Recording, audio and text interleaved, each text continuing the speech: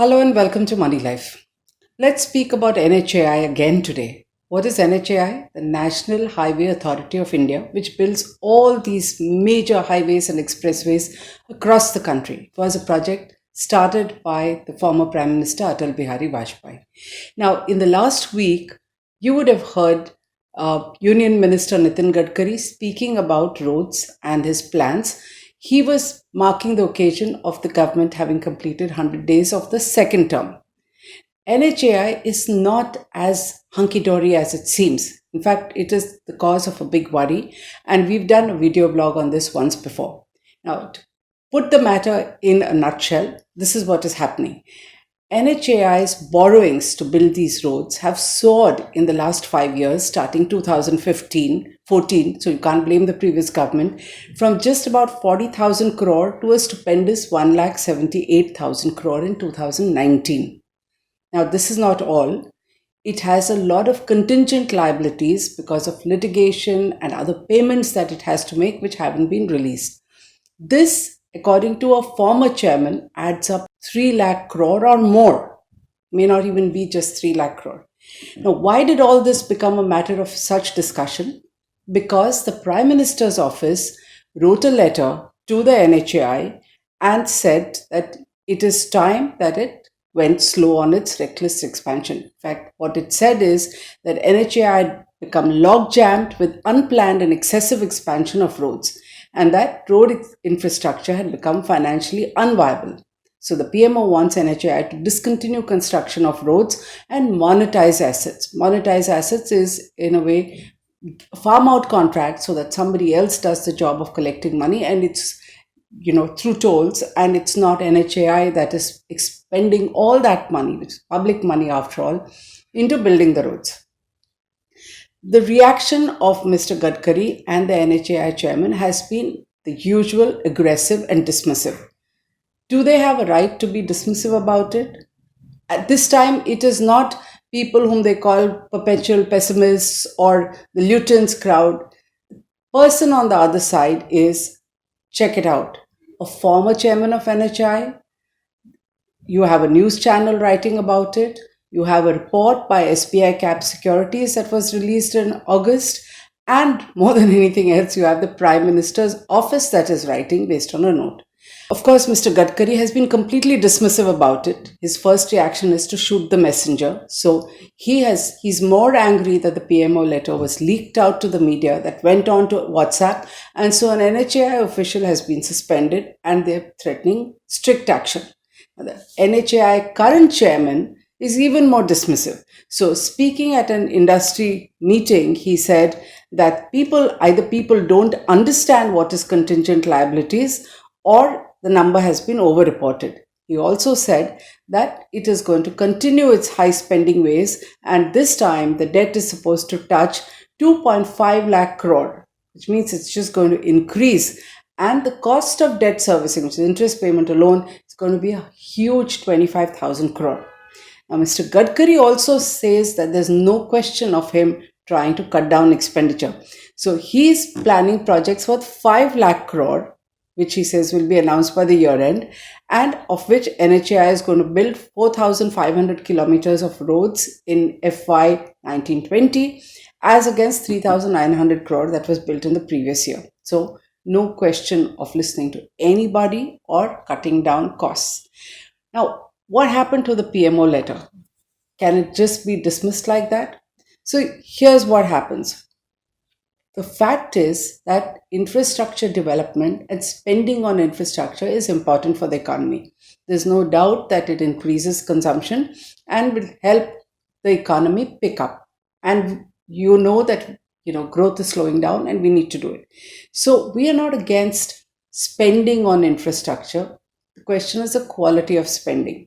And I think that is exactly what the Prime Minister is talking about, because there is a huge, stupendous, in fact, we don't even know where that money is going to come from, a huge infrastructure fund that has been announced by Finance Minister Nirmala Sitharaman of, hold your breath, 100 lakh crore. What is it going to be spent on? One doesn't know. One expected that a part of this money would be spent on roads. But Mr. Gadkari says, I don't need the money. he says that 90,000 crore has been, and I've culled this from a bunch of news reports and press conferences that he's given. So while I cite numbers, they're all from his statements to the media at various points, because he's spoken to the media all over the country, including Bombay. So Mr. Gadkari says that he has a budget allocation of 90,000 crore. He doesn't need any more, because he says we are more than capable of raising money on our own.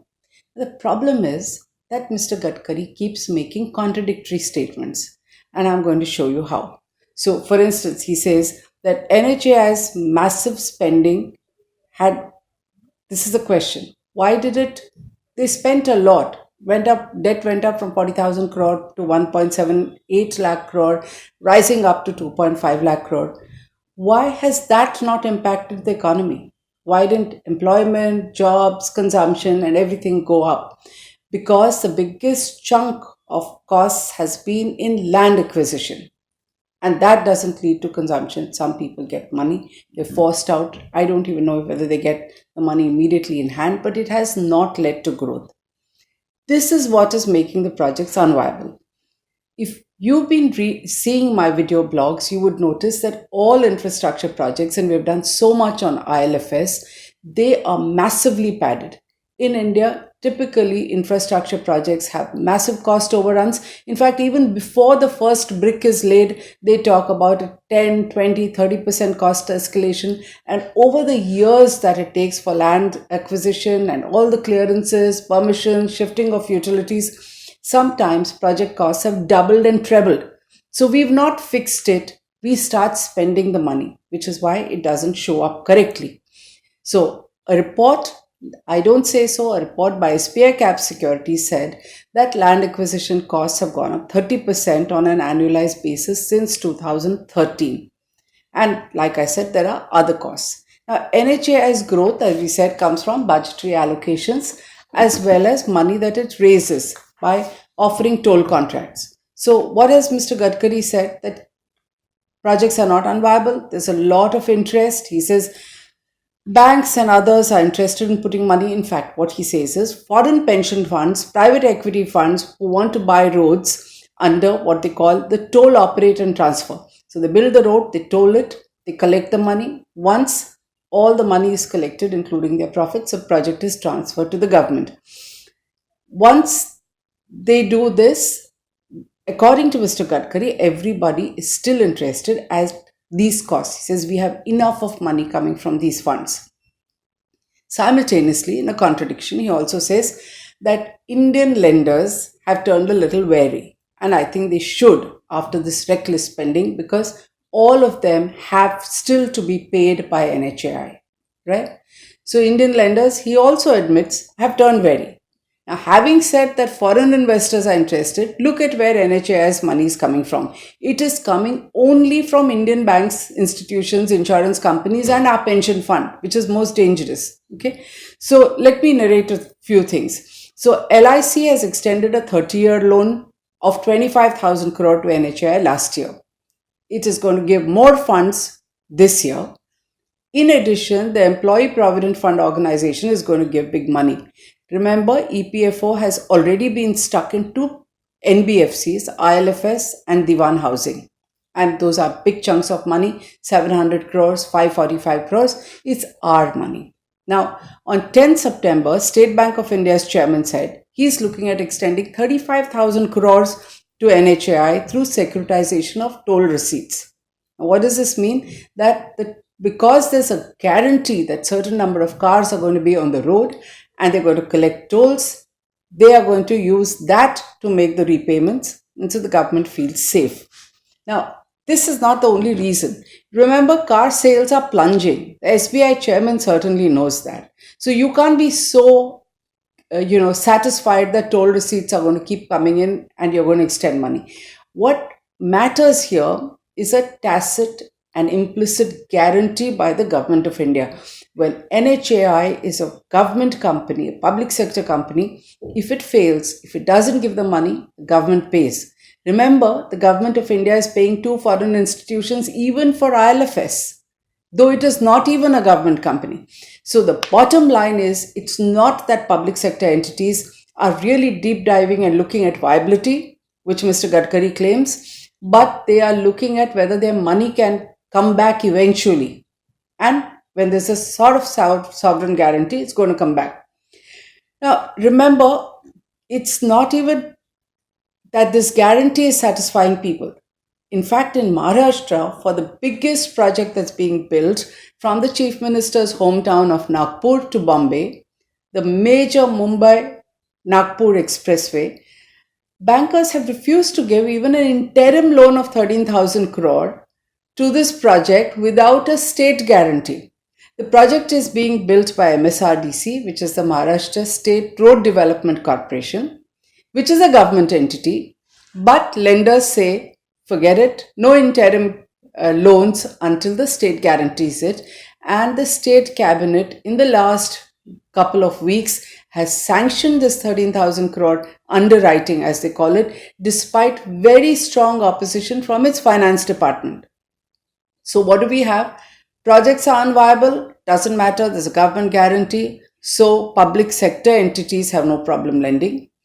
Even public sector entities are getting a little wary, and definitely foreign entities are going to do that. So if ADB and the German Institute KfW had required guarantees for Tirupur water, they're going to require guarantees here as well. This goes into the fine print, never in the public, while tall claims and a lot of bravado and selected information is leaked to the media. That's why we are worried. Doesn't matter if Mr. Gadkari is dismissive about what we say. I think it is our job to ask questions. Now, while I've talked about what is happening in Nagpur, like I said, Mr. Gadkari is unfazed. So he's talked about giving us, before the next election, a 1,250 kilometer expressway between Delhi and Bombay at a cost of, hold your breath, 1 lakh crore. Money for most of it is going to come out of our pockets, because if you drive on that road, if you don't take a fast Rajdhani, which is simultaneously and separately being done by the railways, if you find it viable to keep paying hefty tolls, then only this project becomes viable. But we don't even discuss it. We say infrastructure has to be built, the government pays a price, and we are paying for it. Now, I want to come to another part of all the things that Mr. Gadkari is ignoring. The tolls are too many and the quality of roads is abysmal. Now, if you're going to collect money from me to build a toll, saying that a private entity or a foreign entity or whoever, I don't care, then I need to drive on a lovely drivable road. That's not happening. You've seen what happened in the monsoons. There are craters on either side of toll collection nakas, right? But Mr. Gadkari doesn't give a damn. He has completely ignored all protests. He's on social media. He does not once mention this.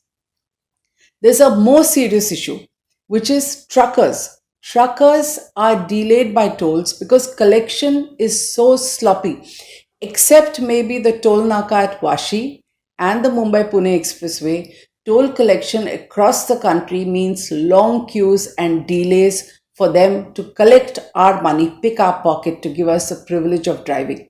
This is bizarre and has to go. But we've been talking about it for 20 years. Newer roads come, they're as bad, and toll collection remains terrible. So what did the truckers unions do? They commissioned a study by TCI and IIM Calcutta. This study in 2012 worked out the losses and said the losses due to stoppages is a stupendous 60,000 crore. Now, when this new government came in promising better governance, better administration, people were very gung-ho. So the truckers went and met Mr. Gadkari, and guess what they offered? They're not against toll collection. They said, this is the estimate, 60,000 crore, which is their losses. They also said private cars are paying tolls. We will pay you all the tolls that are collected upfront, so that you can just remove the toll nakas, and we are paying you tolls on behalf of trucks, on behalf of private vehicles, upfront, ahead of time, and please don't waste our time with blockages and toll nakas. Now, wouldn't you think any government would have just grabbed this? They haven't. So in 2015, the truckers have simply been ignored. They did another study. by the same TCI, Travel Corporation of India, and IIM Calcutta, which has even bigger numbers. Okay, so they say this is a report which was done in 2014-15 on operational efficiency of freight transportation by road in India. It is estimated that the cost of delays at various checkpoints and for various documentation, this is not toll collection, is estimated at 6.6 billion per year, and due to wastage of fuel due to these stoppages, it's a huge $14.7 billion per year, right? But the government doesn't want to listen. All this was supposed to be reduced drastically by the introduction of GST and what are called e-way bills. But unfortunately, while this GST is still going through teething troubles, while it is improving things, other stoppages haven't stopped. So this number may have come down a bit, but the truckers' woes are not being answered. And an activist called Sanjay Shirudkar has done a lot of work on it, filed RTI. In fact, one of the things that was promised, why is it that people want to collect tolls in this sloppy manner, collect cash? Because activist Sanjay Shirudkar has found through RTI and getting data that the basis on which they bid for tolls is completely fake information on what is the traffic. So you pitch it so low, you bid low, the rest of the money is yours, right? And he has proven this over and over again. He's written memorandums, talked to the government, they don't care. So what is the answer? You need toll collection to be transparent, efficient, and 100%. That can happen through electronic tolling. We were promised there would be 100% electronic tolling, which was Mr. Gadkari's answer to the truckers. But not only is there no tolling, no ETC everywhere, half the time it doesn't work. There are no separate lanes. In fact, there is a complete non-seriousness. A lot of times you will find that even if you want to pay electronically, people at the toll naka will tell you it's not working, pay by cash. And there are people who also tell us that they've been waived. So if you don't have cash, they say they let you go, but they don't want to encourage ETC. Not been addressed. So where do we stand? We need to spend on infrastructure. There's no doubt we need infrastructure, but it can't be just reckless spending. We need high quality infrastructure. We need affordable infrastructure. And we need safe highways, not only in terms of being free of craters, but even accidents, drunk driving, and everything else. So Mr. Gadkari is even in charge of road safety. So what has he done? He has increased fines for all traffic offenses humongously. Now, again, we are not against these fines. We are pressing for it. How much do you increase? And do you also have the same bizarre high fines for simple compoundable offenses like not wearing a seatbelt or not carrying your documentation or not wearing a helmet? They have all been increased. What is the reaction? The reaction is that Gujarat, ruled by a BJP government, has slashed the compoundable offenses, which are the minor ones. I'm not talking about drunk driving. I'm not talking about people who kill someone with speeding and reckless driving. These offenses, the fines have been reduced unilaterally by the state government by 90%. What is Maharashtra? Another BJP government with Mr. Gadkari having it as his home state. What have they done? They've not notified these new rules at all. States have to notify them, and they have written to the government, and there's a good chance they're going to slash it. Now, here's the question. Is this like a pre-election gimmick because there are elections happening a couple of months later in Maharashtra? Remember, people are so angry about lives lost due to bad roads, craters, and the fact that fines have gone up so much that there's been violence across the country. So is this in Gujarat and Maharashtra a gimmick, or are we seeing something larger here? Because remember, Mr. Gadkari hasn't said a word about the Prime Minister's office writing a letter to him. So is there some kind of factional issue here? We don't know. But the fact is that if we keep quiet while the government spends recklessly and gives implicit guarantees, then we the people pay the cost. And you have to look at what happened to the power sector. What the BJP government is doing is exactly what the Congress government did in the 90s. They were giving bizarre guarantees to Enron. They had high rates for what they call independent power projects, which is why the entire power sector has been destroyed. Today, the cost of solar power, as well as the cost of every kind of power generation, thermal and hydel, has dropped drastically. But we as consumers, domestic as well as industry, continue to pay usurious rates for power. Do we want that to happen on roads? Do we want roads that we can afford to travel on? Mr. Gadkari, remember, says that tolls are fine, tolls can remain in perpetuity, and it's a perfect answer. It is not. The tolls come out of our pockets. They are like a tax. They are in addition to the high taxes that we pay. So let us put our foot down. Let us not listen to this about tolls being fine, and let's start asking some questions. Thank you.